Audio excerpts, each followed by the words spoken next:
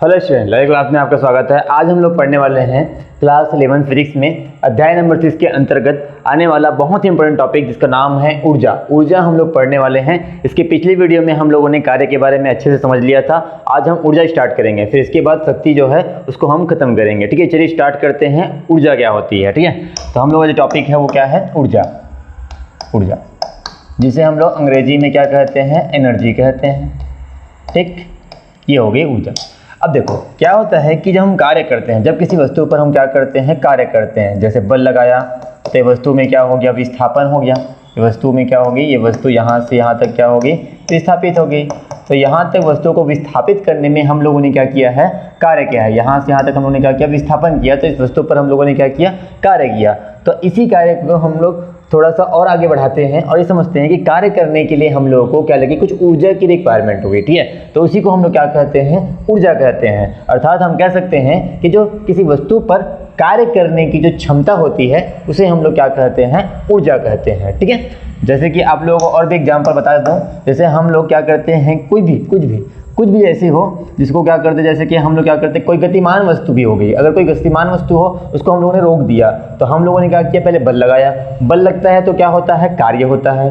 और कार्य करने के लिए क्या आवश्यक होती है? ऊर्जा की जरूरत पड़ती है। अगर आपके पास ऊर्जा नहीं है तो आप बिल्कुल भी कार्य नहीं कर सकते। ठीक है, इसका मतलब ऊर्जा जो होती है वो कार्य के ऊपर क्या करती है? निर्भर करती है। ठीक है, अब मैं इसको सांकेतिक रूप में बता रहा हूँ। सांकेतिक रूप में हम इसको ई से निरूपित करेंगे। ठीक है, अब मैं आपको एग्जाम्पल भी बताता हूँ। जैसे कि एग्जाम्पल के लिए है स्थितिज ऊर्जा, स्थितिज ऊर्जा, गतिज ऊर्जा, गतिज ऊर्जा, नाभिकीय ऊर्जा, नाभिकीय ऊर्जा, यांत्रिक ऊर्जा, यांत्रिक ऊर्जा, कंपन ऊर्जा, इलेक्ट्रॉनिक ऊर्जा, इलेक्ट्रॉनिक ऊर्जा, ऐसे बहुत सारे ऊर्जा होते हैं। विद्युत ऊर्जा, रासायनिक ऊर्जा, ऐसे करके आप पढ़ते जाओगे। ठीक है, विद्युत ऊर्जा, ऊष्मीय ऊर्जा, प्रकाश ऊर्जा, रासायनिक ऊर्जा।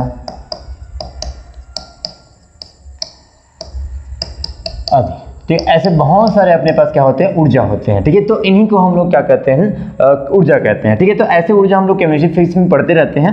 ठीक है, तो चलिए हम आगे और बढ़ते हैं और एग्जाम्पल के बाद हम लोग देखते हैं कि कार्य ऊर्जा जो होती है उसके हम लोग और भी बारे में हम लोग समझते हैं। जैसे कि अगर ऊर्जा जो होती है वो पदार्थ नहीं होती, वो द्रव्य नहीं होती, उसे हम लोग केवल महसूस कर सकते हैं। न तो कोई द्रव्यमान होता है, ठीक है, न ही ये कोई स्थान गिरती है। ठीक है, इसे हम लोग केवल क्या कह सकते हैं? महसूस कर सकते हैं, देख भी नहीं सकते, है ना।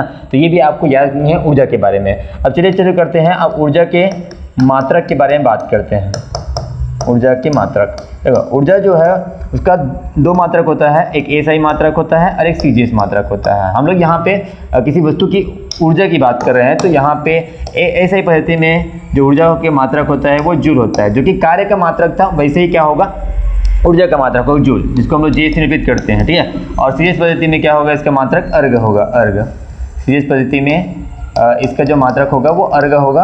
ARG से हम लोग क्या करेंगे? इसको निरूपित करेंगे। ठीक है, इस प्रकार से इसके क्या होगा?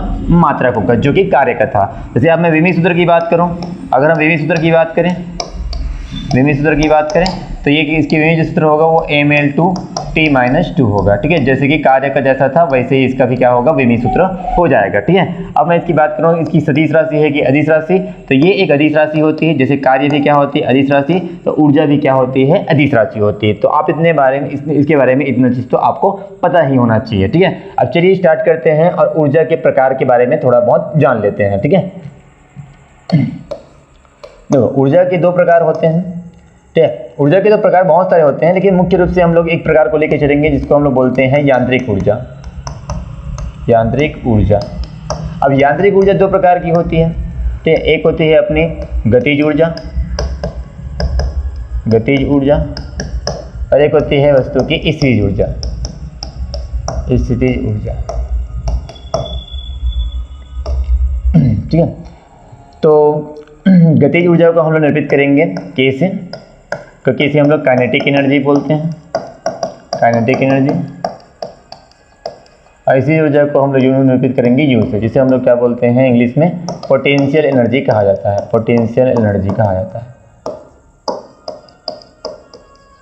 ठीक है, तो यहाँ से स्टार्ट करते हैं यांत्रिक ऊर्जा क्या है।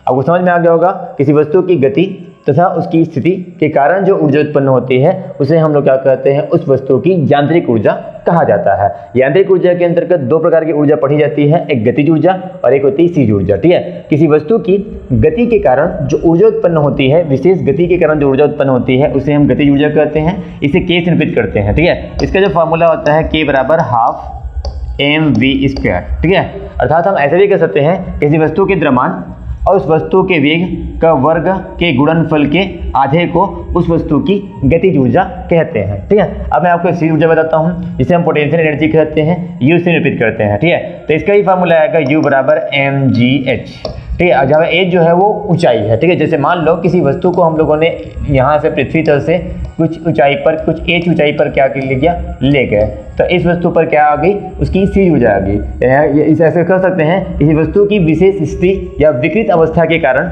जो ऊर्जा उत्पन्न होती है उसे हम क्या कहते हैं, उस वस्तु की स्थिर ऊर्जा कहते हैं। ठीक है, जैसे कि मैंने यहाँ पे गुरुत्वीय त्वरण की विपरीत दिशा में क्या किया है, यहाँ पे किसी वस्तु को पृथ्वी तल से h ऊंचाई पर ले गया है, m द्रव्यमान की किसी वस्तु को ऊपर ले गया हूं यहाँ पे, तो यहाँ पे इसकी जो वस्तु की जो ऊर्जा होगी वो स्थिर ऊर्जा के रूप में क्या होगी, संचित होगी। या फिर किसी वस्तु को एक जगह से दूसरे स्थान पर विस्थापित कर देने में जो किया गया कार्य होता है उसे हम लोग क्या कहते हैं, स्थिर ऊर्जा कहते हैं। तो इस प्रकार से गतिज ऊर्जा ये होता है और ये होती है स्थिर ऊर्जा होती है। ठीक है, तो इस प्रकार से आप फॉर्मूले को भी क्या याद रखना। ठीक है, ऐसे करके। ठीक है, जैसे यहाँ पे मैं गतिज ऊर्जा की थोड़ा सा एग्जांपल बताता हूँ। जैसे मान लो किसी वस्तु को हम लोगों ने गति करा दिया, ये v वेग से क्या है, गतिमान है, m द्रव्यमान की वस्तु, तो m द्रव्यमान की वस्तु v वेग से गतिमान है, तो उसकी गतिज ऊर्जा का फार्मूला क्या होगा, ये होगा। गतिज ऊर्जा हो चाहे स्थिर ऊर्जा हो, इनके मात्रक परिमेय सूत्र सब सेम होंगे। ठीक है, मात्रक जो होगा ऐसी परिस्थिति में जूल होगा इसका भी, और सीरीज परिस्थिति में अर्ग होगा, और परिमेय सूत्र जो होगा वो mn2t-2 होगा। और इसकी कोई